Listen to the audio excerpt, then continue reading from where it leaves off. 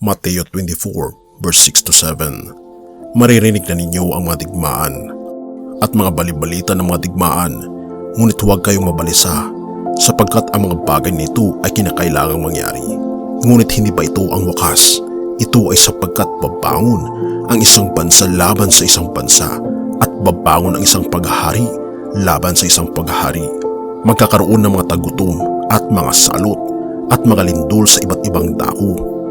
Kaibigan, ang ating mundo ngayon ay punong-puno ng mga digmaan at mga ugong ng digmaan na hudyat na tayo ay papalapit na sa katapusan ng ating mundo. At hindi exempted ang bansang Pilipinas na kabilang sa mga nangyayaring digmaan sa kapanahunan natin ngayon. Ano nga ba ang mangyayari sa bansang Pilipinas ayon sa banal na kasulatan? Atin itong pag-usapan, mga kaibigan.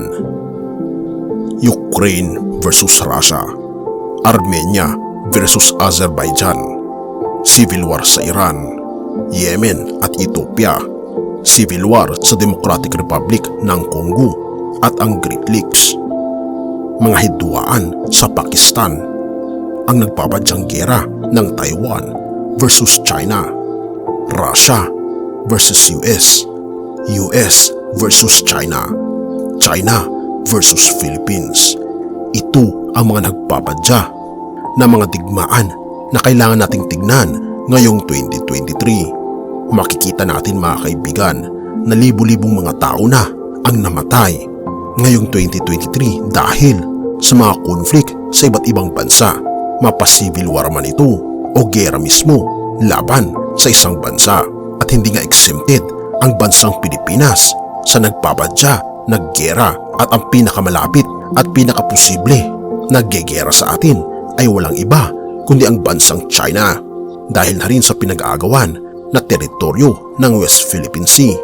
Ating nasusubaybayan ang mga nangyayari sa West Philippine Sea na talaga namang umiigting ang alitan ng China at Pilipinas, na kahit na nagkakaroon ng bilateral meetings, nagkakaroon ng mga peace talks at napakaraming pag-uusap, mga kaibigan, ay lalo namang tumitindi ang pagitan ng China laban sa Pilipinas. At dahil ang China ay ibinasura na ang US dollars at sumapi na sa Saudi Arabia, makikita natin ang United States na talaga namang galit na galit, dahil nung una pa man, mga kaibigan, ay galit na ang United States sa bansang China dahil ito sa pag-hold ng mga langis ng Europa at United States na nagpataas ng presyo ng petrolyo hindi lamang sa United States kundi sa ating bansa. At ngayon ay itinatapon ng China ang dolyar at pinapalitan ito ng mas tangible na resources na katulad ng langis. Ngunit kung ating makikita, ito ay nagbibigay daan ngayon sa isang matinding conflict between United States at China. At dahil ang Pilipinas ay matindi rin ang galit sa China, ay makikita natin ang mga sunod-sunod ng mga drills ng militar dito sa ating bansa na kasama ang United States of America. Kung ating mapapansin, nito lamang, mga kaibigan, ayon sa mga ulat ay nagkaroon ng pinakamalaking joint drills sa South China Sea. Kabilang sa drill na ito ay ang pinagsanib puwersa ng mga militar ng United States of America at ang Pilipinas. Ika pa dito, mga kaibigan, more than 17,000 troops are involved in the balikatan drills which follow days of military exercise around Taiwan by China. Kung ating mapapansin, ito na ang pinakamalaki na military drill sa kasaysayan ng Pilipinas pagkatapos ng World War II, dahil kung ating mapapansin ay tumitindi ang ugnayan ng United States at Pilipinas na magiging base ng military ang ating bansa laban sa pagtatanggol sa nagbapadya na pag-atake ng China sa Taiwan at sa ating bansa. Nagpapakita dito, mga kaibigan, na tayo at ang bansang Amerika ay talaga namang ipinagtatanggol nila ang bawat isa para sa umiigting na sigalot laban sa China. Kaya naman, mga kaibigan, dumating sa ating bansa ang libo-libo na mga US armies upang magkaroon ng pinakamarami at pinakamatindi na joint military exercise dito sa ating bansa. At tila baga, history repeats itself, dahil nung World War II ginamit din ng bansang United States ang ating bansa bilang military base upang sa ganun ay matalo ang mga Hapon na nagsigasigaan noong time ng World War II.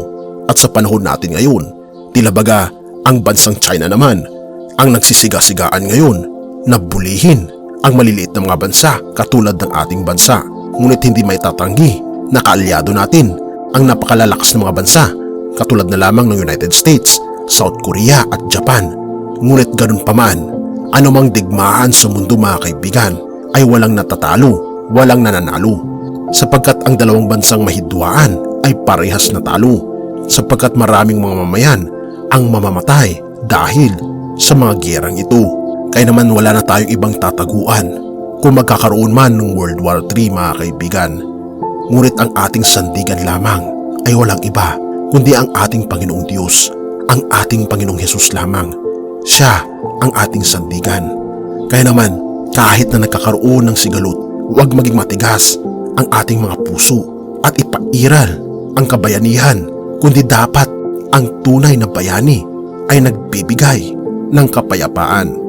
Binabanggit sa Mateo 5 verse 9, mapalad ang mga gumagawa ng paraan para sa kapayapaan, sapagkat sila ituturing ng mga anak ng Diyos.